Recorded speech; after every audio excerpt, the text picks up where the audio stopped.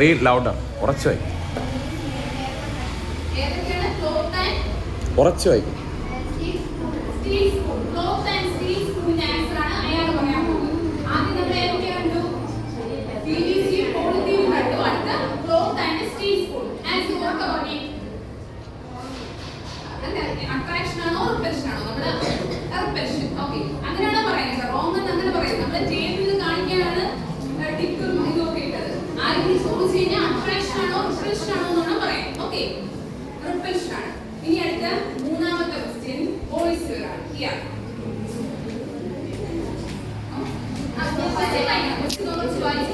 ഉറച്ചു വായിക്കും.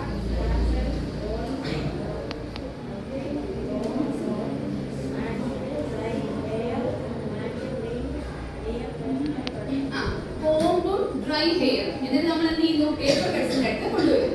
അത് വെച്ചിട്ടുണ്ടല്ലേ ഡ്രൈ ഹെയർ. എന്താണ് ആൻസർ? അട്രാക്ഷൻ. ഓക്കെ, കറക്റ്റ് ആണോ? കറക്റ്റ് ആണ്. ഇനി അടുത്ത നാലാമത്തെ question.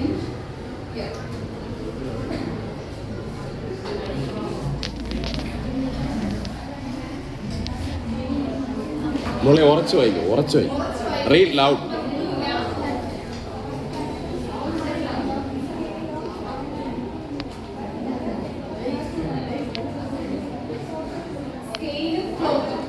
With a loud voice, please. Scale and cloth ആണ്. I watch question scale and cloth ആണ്. Answer വന്നേ. Attraction. Attraction ആണല്ലോ. എല്ലാവരും കണ്ടതല്ലേ scale and cloth attract ചെയ്തത്? Okay. അപ്പോൾ നമ്മൾ ഏതൊക്കെ കാര്യങ്ങളാണ് പഠിച്ചത്? മെയിൻ ആയിട്ട് പഠിച്ച കാര്യങ്ങൾ എന്തൊക്കെയാണ്?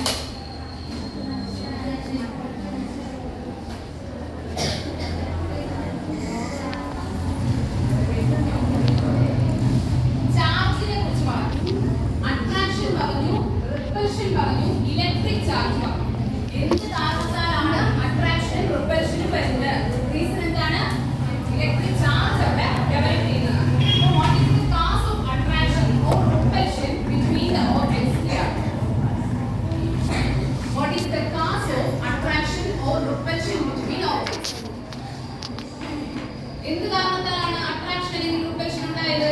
Electric charge, right. Electric charge ആണ്. ഇനി ആരും മിസ്റ്റേക്ക് പറയരുതേ.